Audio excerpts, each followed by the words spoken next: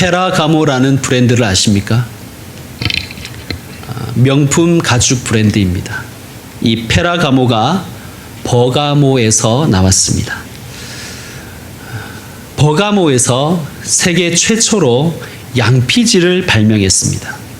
그래서 양피지를 헬라어로 페르가문이라고 합니다. 이것은 버가모에서 만든 것이란 뜻입니다. 버가모에서는 양피지로 책을 만들어서 도서관에 보관하였습니다. 이 버가모에 있는 도서관의 장서가 20만 권인데요. 이게 왜 이렇게 획기적이냐면 이 버가모 도서관은 세계 최초로 그 다른 지역은 전부 다 두루마리 형태라면 코덱스를 개발했기 때문입니다. 그러니까 옆으로 책을 넘기는 이 코덱스, 양피지 코덱스 책을 개발한 곳이 버가모입니다. 여러분은 이 의미를 잘 실감나지 않겠지만 역사를 공부하는 사람에게 이 코덱스가 개발됐다는 것은 마치 아날로그에서 디지털로의 혁명과도 같은 것입니다. 그러니까 그냥 휴대폰에서 스마트폰으로의 변화와 같은 그것이 이 두루마리 책을 그 코덱스로 만들었던 사건입니다. 버가모에는 또한 제우스, 아테네, 디오니소스, 아스클레피우스 등의 그리스 신들의 신전이 즐비했다고 합니다. 이 중에서 아스클레피우스, 즉 아스클레피온이라는 신전이 유명한데 이 신은 치료의 신이었습니다. 그래서 버가모에는 세계 최초로 병원이 생겼어요. 이 신전이 병원이 된 거예요. 신전이 의학교이자 병원이었습니다. 그리고 여러분이 알고 계시는 그 의료의 아버지 히포크라테스가 이 도시에서, 이 병원에서 활동했습니다. 그러니까 이 도시는 매우 유명한 도시였습니다. 지난 시간에 살펴본 서모나가 로마 황제 숭배를 최초로 받아들인 도시였다면 버가모는 황제의 신전을 최초로 건립한 도시였습니다. 그것도 그냥 황제가 아니라 현재 살아있는 황제인 아우구스투스의 신전을 만들었다는 것입니다.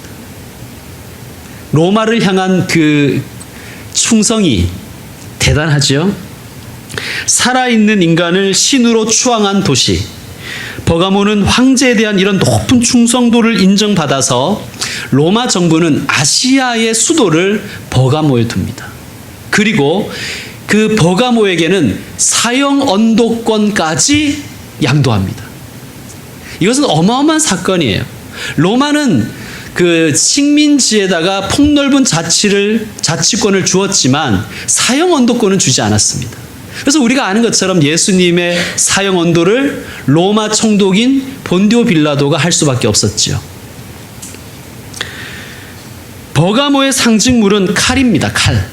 지금도 버가모를 여행하는 분들은 특산품 중에 하나인 칼을 찾아볼 수가 있다고 합니다.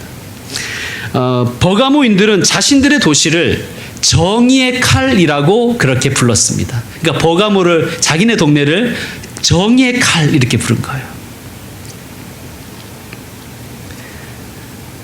칼은 권력을 상징합니다. 힘의 상징이죠. 그리고 버가모인들에게 정의는 로마였습니다. 로마의 힘을 위임받은 도시 버가모. 그래서 버가모인들은 로마의 정의를 실행한다는 자긍심이 매우 높았다고 합니다. 자, 이 버가모에 있는 교회에게 예수님은 자신을 이렇게 소개합니다. 12절을 보시면 좌우에 날선 검을 가지신 이. 실감이 나겠죠. 이런 뜻입니다. 너희는 세상을 심판하는 것이 로마라고 생각하지. 힘이 로마에게서 나온다고 생각하지. 아니다. 참된 심판은, 최후의 심판은 예수님께 있다. 그러므로 예수님께 공의와 정의가 있음을 너희는 믿어야 한다. 그런 의미를 가지고 있습니다. 예수님이 최후 심판자이심을 믿는 자가 그리스도인입니다. 바울 사도가 로마의 감옥에서 사형의 집행을 기다리고 있을 때 그는 아들과 같은 디모데에게 이렇게 편지를 보냈습니다. 이제 후로는 나를 위하여 의의 면류관이 예비되었으므로 주 곧 의로우신 재판장이 그날에 내게 주실 것이며. 아멘. 자, 바울에게 사형을 언도한 자가 누구입니까? 로마 황제입니다. 로마 황제가 최종심이에요, 로마에서는. 그러나 바울은 뭐라고 고백합니까? 내게는 한 번 더 심판이 남아있다는 거예요. 근데 그 재판장은 의로우신 재판장이시라는 거예요. 그리고 그분이 나에게 의의 면류관을 주실 것이다라고 선언합니다. 이것이 믿음입니다. 그러므로 이 세상을 살아가면서 세상의 평판 중요하지만 세상의 평판보다 하나님의 심판을 더 두려워하며 사시길 바랍니다. 하나님께서 우리를 저울에 달아 보실 것입니다. 사람들의 평판을 소망하는 것보다 더 뜨거운 마음으로 하나님의 심판을 사랑하고 소망하며 살아가는 저와 여러분 되셨으면 좋겠습니다. 자, 이 버가모라는 도시의 특징을 예수님이 너무 잘 알고 계셨어요. 자, 13절을 보시면 이렇게 말씀하십니다.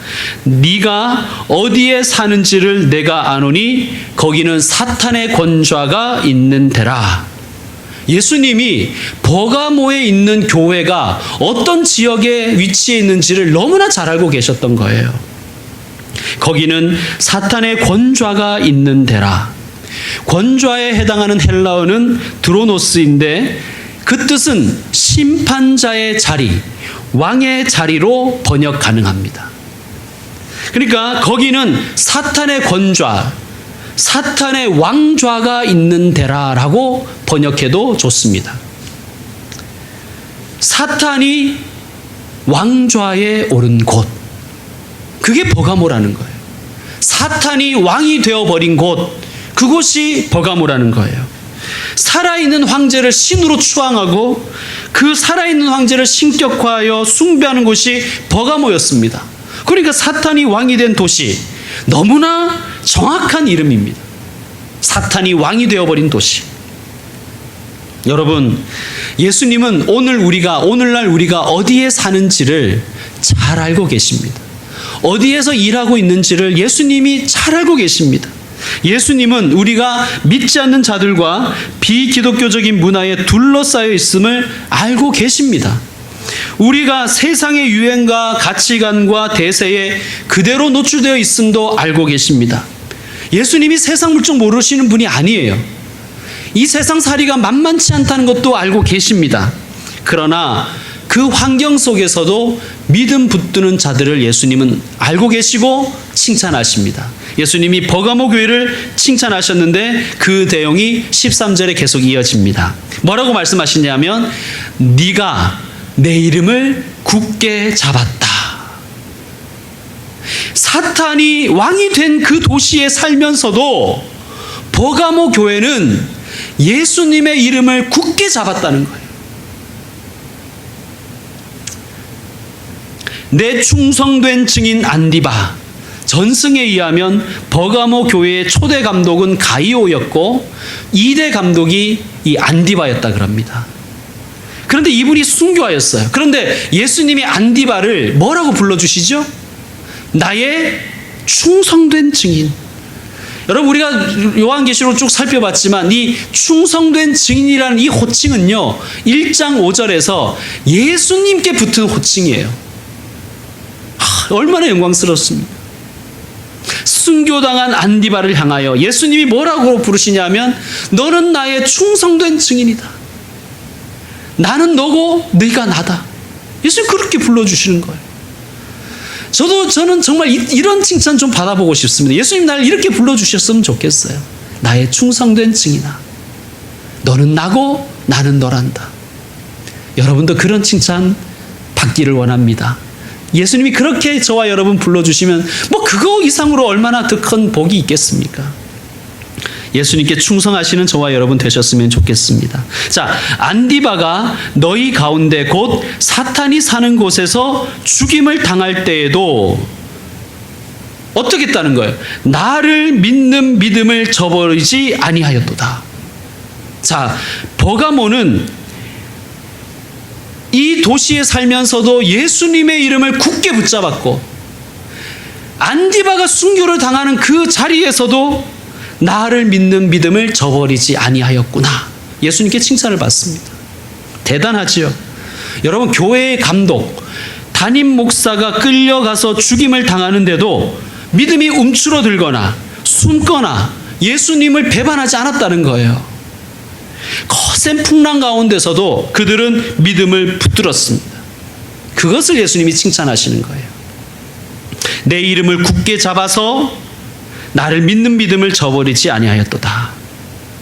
우리도 이러한 칭찬 받기를 원합니다. 믿음이 없이는 하나님을 기쁘시게 할 수 없습니다. 그런데 버가모 교회는 책망도 동시에 받았습니다. 그것은 몇몇 거짓 선지자들, 이단을 교회 안에 용납했기 때문입니다. 자, 우리 14절 15절을 함께 읽겠습니다. 시작. 그러나 내게 두어 가지 책망할 것이 있나니 거기 내게 발람의 교훈을 지키는 자들이 있도다.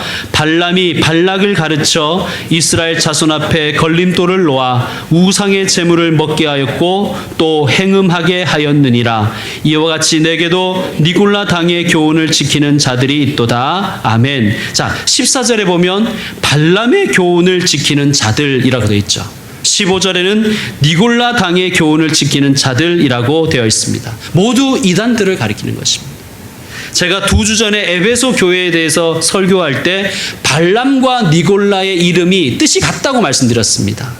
백성을 삼키는 자. 자, 이단의 정체를 이보다 더 정확하게 표현하는 말이 어디 있을까요? 사람들을 삼키는 자. 이단들은 하나님의 백성을 성숙하게 하는 데는 아무런 관심이 없습니다. 건전한 사회인이 되게 하고 세상의 빛과 소금으로 살게 하고 민주 시민답게 살게 하는 데에는 전혀 관심이 없어요. 그저 삼켜서 자기들의 추종자를 만드는 데에만 혈안이 되어 있는 거예요. 미혹되어서 이단에 빠지면 삶과 시간과 재산과 모든 것을 다 삼킨 바 될 것입니다. 그들의 이름을 통해서 우리는 그들을 알 수가 있는 거예요. 자, 13절에 보면 내 이름을 굳게 잡아서 할 때 이 잡아서와 14, 15절에 지키는 자들이라는 이 지키는에 해당하는 헬라어가 같습니다. 크라테오라고 같아요. 즉 버가모 교회는 버가모 교회 안에는 예수님의 이름을 굳게 붙잡는 자들이 있었고 또 몇몇은 발람의 교훈, 니골라 당의 교훈을 지키는 붙잡는 자들이 있었다는 거예요. 이 두 극단적인 사람들이 버가모 교회에 함께 있었다는 거예요. 그것은 버가모 교회가 이들을 용납했기 때문입니다. 자, 발람의 교훈, 니골라 당의 교훈의 특징이 있는데 그것을 잘 말씀하는 말씀이 이것입니다. 우상의 제물을 먹게 하였고 또 행음하게 하였느니라. 요한계시록에 쓰여진 AD 1세기 후반에 교회를 혼란스럽게 하던 이단 중에 특징이 있는 이단이 하나 있는데 영육이원론을 가진 이단입니다. 어떤 거냐면 영은 선하고 육은 악하다고 가르치는 거예요. 육은 구원받지 못하고 영만 구원받는다. 육은 부활하지 못하고 영만 부활한다고 가르쳤습니다. 이것이 왜 문제되냐면 이들은 더 나아가서 이렇게 미혹했습니다. 영은 구원받으니까 육은 아무렇게나 해도 상관이 없다는 거예요. 그래서 비도덕적이고 비윤리적인 행위를 이렇게 조장하였습니다. 쾌락과 음행을 쫓게 했습니다. 우상의 재물을 마음대로 먹게 했어요. 몸을 아무렇게나 굴렸습니다. 그런데 여러분, 왜 이러한 교훈을 붙잡는 자들이 생겼을까요? 왜 이 니골라 당의 교훈, 발람의 교훈을 지키고 붙드는 자들이 왜 생겼을까요? 여러분, 너무나 달콤하지 않습니까? 영혼은 구원받았으니 육신은 막 굴려도 된다고 가르치니 이게 얼마나 달콤합니까? 쾌락을 쫓아 음행하고 우상의 재물도 마음대로 먹고 마음대로 재미 보고 살고 정말 달콤한 미혹이 아니겠습니까? 자, 이러한 유혹이 어디 AD 1세기 그 교회만 있었겠습니까? 오늘날 우리는 어떻습니까? 오늘날 교회는 어떻습니까? 우리 그리스도인들은 어떻게 살아가고 있습니까? 절제라는 말을 이상하게 사용합니다. 우리는 자유를 얻었으니 극단적으로 살 필요는 없지 않느냐. 적당히 믿고 적당히 죄짓고 적당히 부도덕하게 살자. 혹시 우리에게도 그러한 생각이 있지는 않습니까? 예수님을 믿는 믿음은 삶으로 연결되어야 됩니다. 그리스도인은 윤리적이고 거룩한 삶을 살아야 됩니다. 여러분, 이런 말이 성립될까요? 저 사람은 예수 믿는 사람인데 남봉꾼이고 술주정뱅이고 술만 먹으면 행패를 부리고 얼마나 부도덕하고 비윤리적인지 몰라. 근데 저 사람은 예수 믿으니까 천국 간다고 생각해. 여러분, 이런 말이 성립할 수 있습니까? 예수님을 정말 구주로 영접해서 예수님을 정말 믿는다면 물론 실수는 할 수 있지만 양심의 가책을 받고 회개할 것입니다. 그렇게 막 살지는 않겠죠. 자, 버가모 교회가 살고 예배하고 증언하는 곳은 사탄의 권자가 있는 데였고 사탄이 사는 곳이었습니다. 사탄은 버가모에 살았을 뿐만 아니라 왕이 되어서 버가모인들을 지배했어요.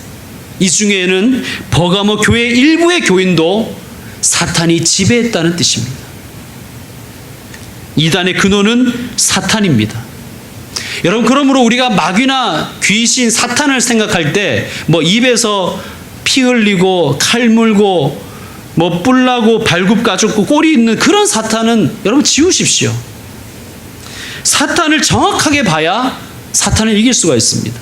사탄은 매우 매력적이고 지능적이고 심지어 권능도 있으며 사악하기 이를 데 없는 존재입니다. 그래서 성경에 보면 사탄을 가리켜 거짓말장이, 또 미혹하는 자, 마음을 혼미케 하는 자라고 묘사합니다.